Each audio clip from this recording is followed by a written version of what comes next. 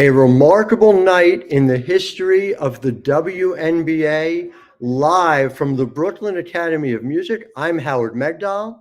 And I'm Jackie Powell. And we have a lot to talk about. Locked On Women's Basketball starts now. Ogunbowale for the win. You are Locked On Women's Basketball, your daily podcast on women's basketball.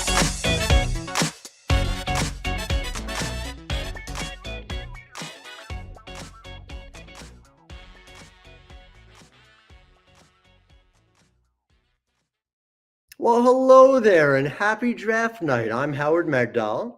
And I'm Jackie Powell. And we are coming to you live from the Brooklyn Academy of Music, which I would say was a wonderful venue. We have a lot to talk about.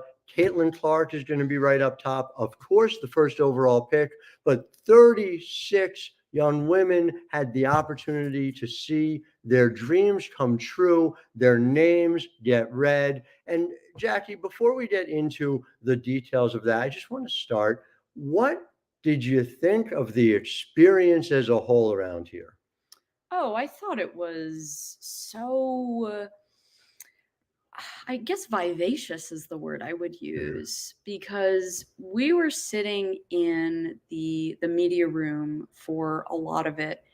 And we could, before we got the broadcast up, we could hear the fans from downstairs. Yeah. And there was an energy in the room, which, I mean, fans haven't been in the draft or at the draft since when, Howard? 2016. And I will say, by the way, I just want to give a big thanks to Locked On just at the top. This is coming to you not only on our channel, Locked On Women's Basketball, which you can subscribe to wherever you get your podcasts, but also on the Locked On National channel. We appreciate it. If you like what you see, make sure you're also subscribing to what we do over at thenexthoops.com, where we cover this every single day. Jackie Powell finds the emotional interior to every story she does, up to and including all her New York Liberty stuff. And of course, the podcast is part of our team at Locked On Women's Basketball as well. So Jackie, to your point about this experience, the last time it was happening live, it was 2016. It was at Mohegan Sun. I covered that draft. I remember the feeling. It was the Breanna Stewart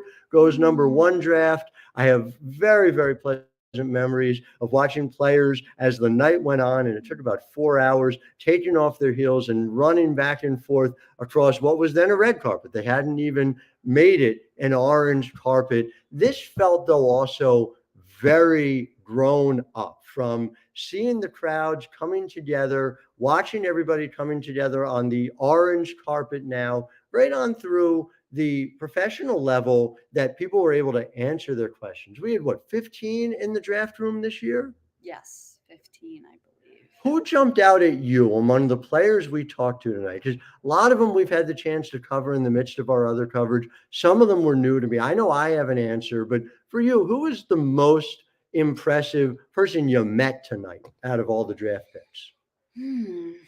I mean, without thinking too much, I would say Nadia Puch out of Australia. She just had this really warm energy about her and just a really wholesome disposition. And so when thinking about that, it makes a lot of sense that Atlanta got her at 12. It's a beautiful thing to have a 6'5" wing who can defend multiple positions. And of course, you knew all about her if you follow and you listen to our Saturday broadcast with Em Adler and Hunter Cruz and Lincoln Schaefer, who did an exceptional job breaking down this draft class. But she did. She had really a wisdom beyond her years. I was super impressed by her.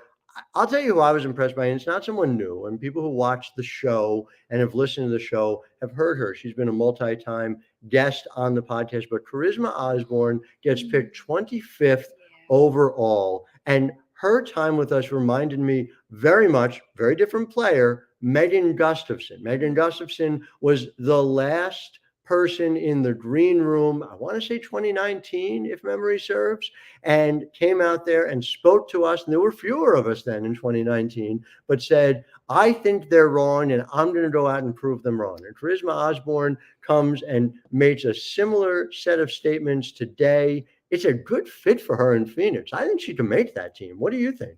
I think she can too. And I think the thing that when I spoke to talent evaluators in the past month, the thing that people kept saying about Charisma Osborne is that she works really hard and she's also just so team first and so willing to do whatever it takes to win. A real good culture type person. And so, you have some interesting personalities in Phoenix. You have some people that are more, you've got like leaders in like a Natasha Cloud, Kalia Copper. And so I think Charisma Osborne sort of adds an example herself, just sort of she's going to work really hard. She's going to work her butt off and she's going to do whatever it takes to try to make that team. And I do agree that I think she's a pretty good chance of making that team. It's interesting to me when I think about her,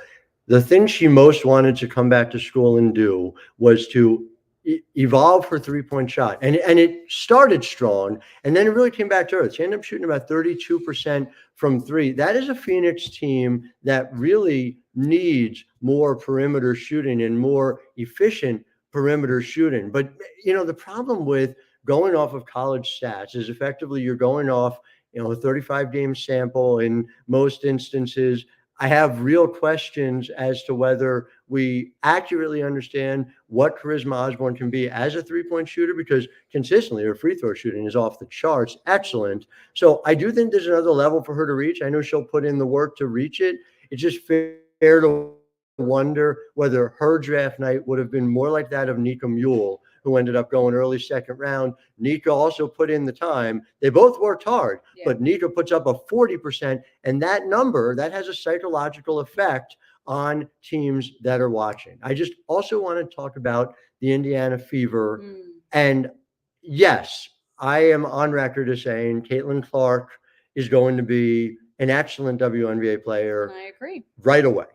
Right away, going to be a star, in my view. When you go back and you look historically, the players at the level that I believe Caitlin Clark is at, whether they are guards or bigs, they have come in and been all-stars right away. Candace Parker was an all-star right away. Sue Bird, Diana Taurasi, these were stars right away. You go into the more modern game. Brianna Stewart was a star right away. Asia Wilson was a star right away. It goes on in that way, and it's not every single number one pick, because not all number one picks are created equal. But to my mind, that's where Caitlin Clark is. In my mind, there were two such players in this draft, and so when you look at what Indiana did, they were able to get Caitlin Clark. They were also able to get a glue player in Celeste Taylor. Yeah, let's talk about Celeste, because I thought that was an absolutely excellent pick from Lynn Dunn at 15. And when you think about what the Indiana Fever needs, they need more help on the wing, especially defending the perimeter. And that's what Celeste has been known for. Obviously there are questions about her offensive game, but when you think about what the Fever need, they need defense. And we know that Lynn Dunn teams value defense. And so, when you think about the Fever's backcourt in Caitlin Clark and Kelsey Mitchell, defense isn't their strength, and that's fine. And so where do you get it? You get it from other players. And so I think Celeste has a good shot of making this team. I think it's going to be interesting to see Celeste and Lexi Hull do battle in practices during training camp. I will say, I think Kelsey Mitchell's defense has gotten better, and I know Caitlin Clark has made it more of a focus, but now you have to do it at a whole other level. It's going to be fascinating to see. I am excited, and just after the break, we're going to tease you in segment 2 at the start of it. Jackie Powell, of course, always breaking news. Jackie's going to have some breaking news for you about the New York Liberty right after this break. But first, this show is sponsored by BetterHelp. And BetterHelp gives you the opportunity to seek out answers that you are looking for. If something's upsetting you, if something's making you angry, if something's making you sad, sometimes it's not enough just to think about it and talk about it with yourself or even, loved ones or friends. Sometimes you need that perspective of therapy. And that's where BetterHelp comes in. It's all online. It's designed to be flexible and is entirely suited to your schedule. How do you do it? Go to betterhelp.com/lockedonnba and get 10% off your first month. That's BetterHelp, HELP.com/lockedonnba. Don't be afraid to look for answers with BetterHelp. So often I look for answers from the New York Liberty to Jackie Powell. Jackie, what can you tell us about what you've learned about some additional New York Liberty plans beyond the draft? So, as y'all may know or may not know, the New York Liberty selected Marquisha Davis out of Ole Miss as the number 11 pick overall, the draft in the first round. Then in the second round, they selected Esmery Martinez and Jessica Carter. And then in the third round, they selected a former Ivy Leaguer, but then turned USC forward in Caitlin Davis. In the Liberty's press release, they essentially say that Caitlin Davis will be someone who they stash and bring to training camp in 2025. But what do I have to break for y'all? So I can tell you all that a league source tells the Next that the Liberty plan to bring Jalen Sherrard to camp. That is Jalen Sherrard out of Colorado. Yeah. I will say, just to add to it, I had the chance to see Jalen and talk to her a little bit after the senior all-star game this past weekend in Cleveland. Jalen Sherrod is so smart. She's a defensive pest. She understands how to run offenses. The idea of bringing her in as an opportunity both to practice with people, to push people. And again, if you're looking at the Liberty, none of the players who you named are really obvious candidates to defend ones. And so there may well be a role for her on this team. At the very least, it's going to be something that Sandy Brondello can use to push her team going into their opener in mid-May. And so I really do love that for the Liberty, frankly. I do too. And I mean, I think when you think about what they were looking for in the first round with Marquisha Davis and how this connects to Sherrard, essentially, Davis was described to me as like a walking paint touch and that she can get into the paint at will and she's so athletic. The same goes for Jalen. I mean, her strength is getting into the paint, being able to kick out. And then on the defensive end, as you said, it's her instincts, it's her athleticism and her ability to know how to use her defensive tools. So this makes a lot of sense to me. And also I think it's worth noting that so the Liberty did sign another ball handler, and that's an Ivana Dojkic. And so what you need to remember about Ivana Dojkic is that she's playing in Italy. And so Italian players are going to be still playing by the time training camp rolls around. And we probably won't see Ivana Dojkic until maybe the first week of the regular season. So they're going to need some ball handlers in camp because she will still be overseas. And the reason that this can happen is because Dojkic will only be in her second year of service, although I don't even know if her first year really counts because she was in Seattle for the CBA, it's if you play that one game, you get the year of service in terms of how they count it. So it does, but she is still, again, we're a little into the weeds here. But no, not at all. No, but it's important context because prioritization is here. And so players just coming over late and you don't have to worry about it or wonder about it is a thing of the past. And all these teams have to think about it at least until potentially the players opt out, as is widely expected, following the 2024 season. And then we get a whole new CBA with a whole new set of rules. And we'll break those down for you as well as they happen. But no, I listen, to your point, I think it makes a great deal of sense. I am definitely eager to see her in camp. And again, Howard T. Baker wrote a great story about Jalen Sherrod and about what she meant to J.R. Payne, who broke down just talking about her. And she came back and took that 5th year, that Colorado team back-to-back Sweet 16s. That's a player who knows how to win. So I'm eager to see more. But I do want to talk Liberty fans, because I just love that we are at a point in time where the crowd can come in. They have clear favorites. They are closely following the game. And they wanted not Marquisha Davis, right? No, they wanted Nika Mule. And so I will tell you, I was down on the floor in the orchestra of BAM. And I was, waiting for the Liberty's pick to be announced. And the Liberty fans are chanting, "We want Nika." Well, first it was "Let's go Liberty." And then that went into "We want Nika." And then they were all chanting, standing up. Ellie the elephant was there and pumping up the crowd. I mean, as one does. Yeah. And then, but what I will say is, while some Liberty fans were probably disappointed that Nika was not selected, I will add that Paige Beckers and AZ Fudd stood up in their seats ready to film it, because they were like, yeah, she's going to be picked by the Liberty.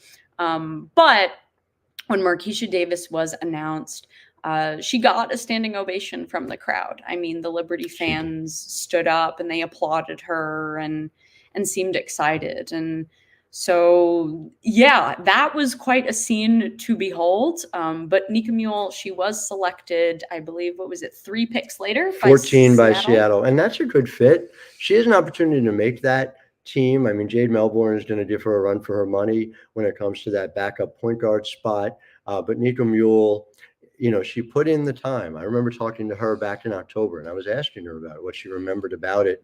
She came in 25 minutes ahead of practice every single day, she told me, whether she wanted to, whether she didn't want to, and worked directly with Morgan Valley, one of the great coaches on that Gino Auriemma staff, and got her 3-point shot where she wanted it to be. And it got her to an opportunity to play for a place where she is acknowledged she can't wear number 10 the way she did in college, because Sue Bird has had that number retired. But Nika Mule has a chance to help a WNBA team, might well be Seattle.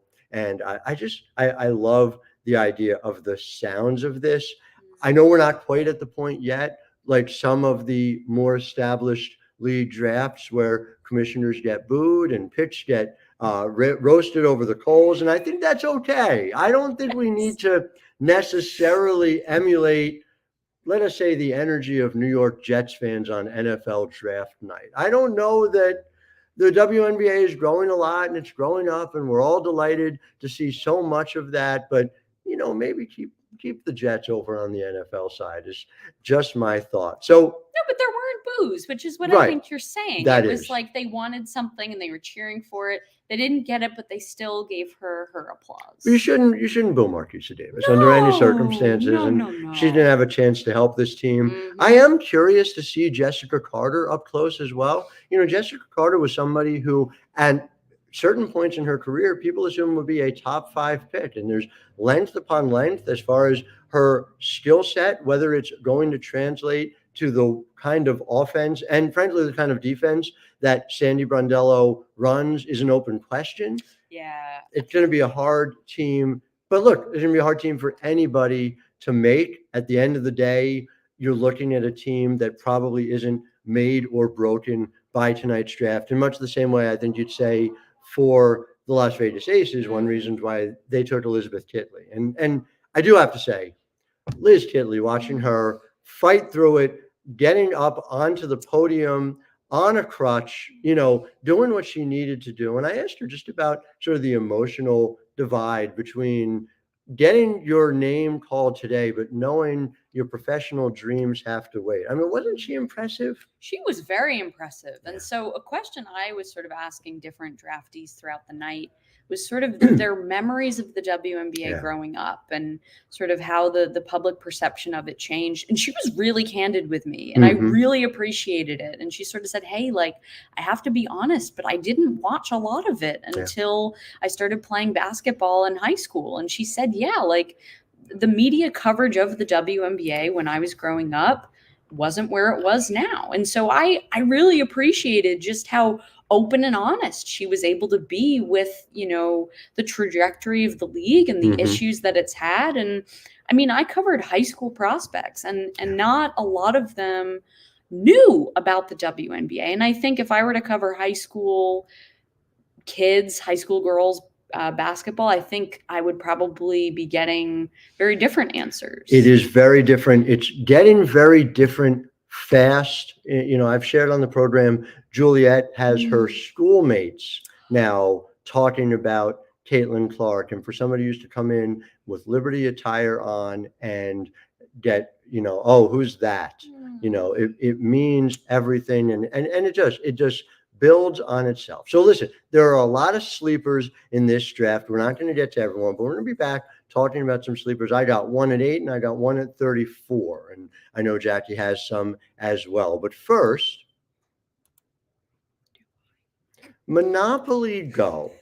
I've been told I'm a competitive person. Jackie, do you think that's fair? Oh, absolutely. I think that's a reasonable, fair thing to say. I do like to get a scoop first. So I do have a competitive side, and we all do, right? And my competitive side is a big fan of Monopoly Go, which I'm sure you've heard of. Everyone's heard of it. It's been downloaded over 150 million times. It's a great twist on Monopoly where you play on not one, but hundreds of Monopoly boards in crazy locations, building up amazing cities that bring you big money.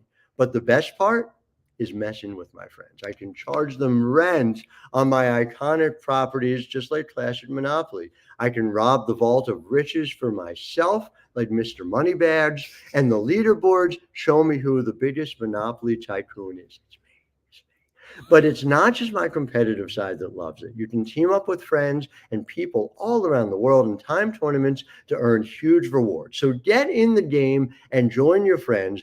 Download Monopoly Go now, free on the App Store or Google Play. All right, so I'm starting here. I've got 2. You give me 1 after I give you the 2. You don't have to. If you don't have, that's okay. But I'm looking. All right, these are my 2. Mm-hmm. Alyssa Peely, 8th overall, going to Minnesota. I love every bit of this. Yes. I saw Alyssa Peely up close get the better of Camila Cardozo, who went 3rd, despite a height advantage of about 5 inches from Camila Cardozo. And Alyssa Peely, at the Mohegan Sun triple header back in December, just crushed her. I mean, she had, I'd have to go back and look at the box score, and then it was like 7,984 points. I mean, it was just ridiculous. And it was 39, but it was really impressive. And so Peely coming to Cheryl Reeve, where she didn't have the opportunity to be another one of these unconventional, smaller bigs. Jessica Shepard did a lot of this. Peely is a great passer, and Cheryl knows how to utilize that in her offense. Look at what she has turned Napheesa Collier, who, to be fair, Napheesa Collier came into this league ready to be really dominant. The fact that Cheryl got Napheesa Collier 6th in the draft, oh my God. But Alyssa Peely, you come in, unbelievable opportunity. And she, to me, you get Peely. That's a great pick at 8. That's a great fit for what they're doing anyway. She was able to make this trade with Chicago. Was desperate to get up to 7 to pick Angel Reese. I think Peely's probably a better fit for Minnesota. And now Minnesota can swap picks. Come back here, friends.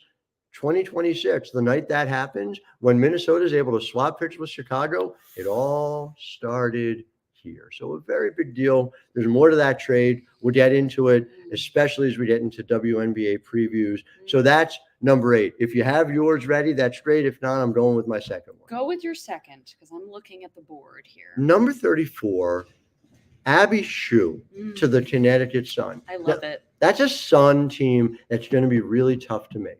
Abby Shue comes with a ready-made role. Abby Shue is long. She has the ability to create her own shot. She has this jab step. I've been watching her do it since her freshman year. That is ready-made to get your shot off against anybody, and that's what Abby's able to do. She is an elite three-point shooter. You bring her off the bench, she is able to defend anything 1 through 3. Again, I thought Darius Taylor had a really nice draft.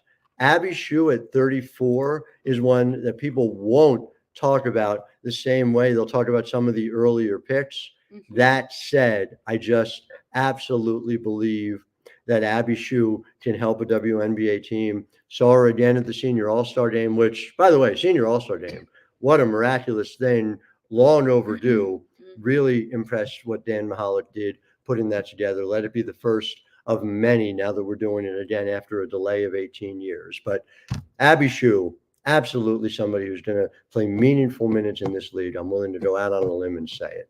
And Jackie, any thoughts of who jumps out at you? Well, I will add on about Abby Shue. I think, you think about who Connecticut lost. I mean, they lost Rebecca Allen, Mhm. who, if you needed someone to make a three who was open on the wing, that She was there. Beck was there. And so, Beck goes to the Phoenix Mercury. And so, the Sun need more shooting. That's something because of how the roster is constructed and the fact that they have these 3 all-star caliber bigs, they need some shooting around them.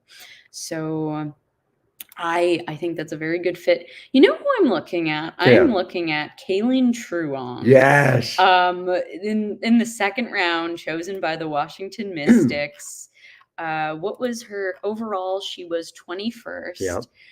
I find that Mike Tebow always finds a way to draft these players that are under the radar Mhm. and that surprise you. I mean, think about how much the Mystics got out of Katie Benzan. Yes. Yes. So, I mean, listen, I asked Kathy Engelbert a question tonight about roster expansion and about the hardship system and how difficult it is when players either are injured or coming off of injuries. Mhm. I mean, I could see Kayleen Truong as someone who, is on those hardship contracts and comes back and is able to contribute in whatever way she can. Mystics are also, with an eye on 2025, looking to compete in the best way they can here in 2024, figuring out who's part of that core, who's part of that solution. So I also love a team where there are opportunities. I would be remiss before we went not to say I think the LA Sparks did about as well as any team possibly could. Absolutely. And like I said, obviously Caitlin Clark is one of one. Cameron Brink is somebody who has as high a ceiling as any big I've seen in a very long time. Rakia Jackson is somebody who I think is going to fit exceptionally well with the way Kurt Miller plays. Well, let's talk about that fit. Yeah. I think the fact that they drafted Rakia Jackson, that tells me that the Sparks are willing to play a more modern style where you have Cam at the 5 and Rakia at the 4. Or you could have Rakia at the 3. Talent evaluators see Rakia being this, 4-3 swing player. And so I was actually pleasantly surprised by this. It was widely known that the Sparks were very interested in Camila Cardozo, and just the fit between Brink and Cardozo wouldn't have been as ideal, I don't think. I agree. So, but also when it comes to LA, I think they did very well by selecting Mackenzie Forbes. Very true. Yes. 28th, so that's early 3rd. You got to get tired at a certain point, right? Oh, another Ivy League player gets selected. There's Abby. There's Caitlin Davis and Mackenzie as well.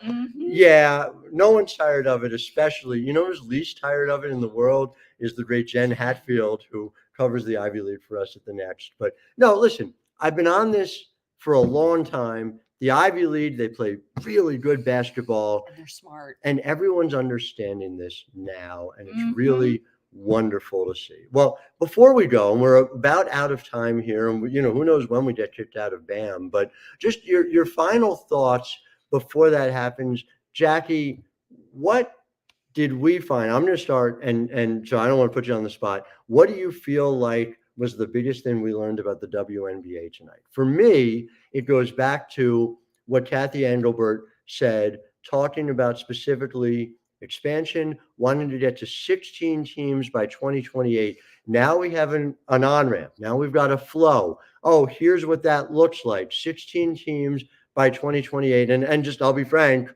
she keeps mentioning Philadelphia more now. And as somebody from South Jersey, I know Philly would be a great town. I know there are a lot of things that go into it. I know my commute would be 17 minutes door to door. Obviously, my commute shouldn't be the determining factor, but no, I would love to see it in Philly. But what about for you? Just out of that bigger picture takeaway. I think for me, it's the. I think what really stood out to me was this discussion of how the W was really trying to bridge this gap between the college game and the pros, and that they understood that after years of these star players in college fading, their star, faded when they got to the W, and just how sad that is. And so you saw a real effort leading up to this draft to try to combat the status quo. I mean, there was a clip, actually, this CNN show now got canceled, but it was the Gayle King and Charles Barkley show. Sure. And they had Candace Parker on, and they were talking about Caitlin Clark. And Candace, she is just so good at this stuff. So she just sort of said, I challenged the WNBA. And she said, I challenged them because it was Diana Taurasi who said, like, your rookie year, your upper class years in college, like, that's the quote unquote heyday. Right. And so she was referring to this fact that, the star power, the light dims, Candace Parker, the arenas that she was playing in Tennessee, that those were sold out. People were going to see Candace Parker in Tennessee. But the fact that momentum did not continue into the pros, it's something that's deeply tragic. And it's just got to point out, Kathy pointed out, they spent the money. They spent the money from the Sweet 16 on through the championship game. The league spent the money. And I mean, just to that point, I covered previous leaders of this league who would lament it.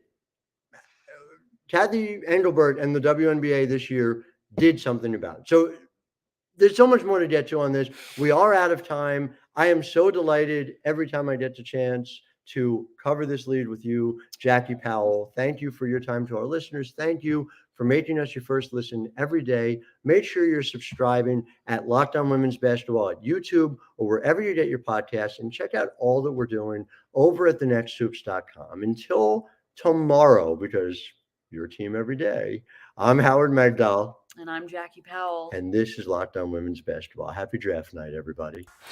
Ogunbowale for the win. You are Locked On Women's Basketball, your daily podcast on women's basketball.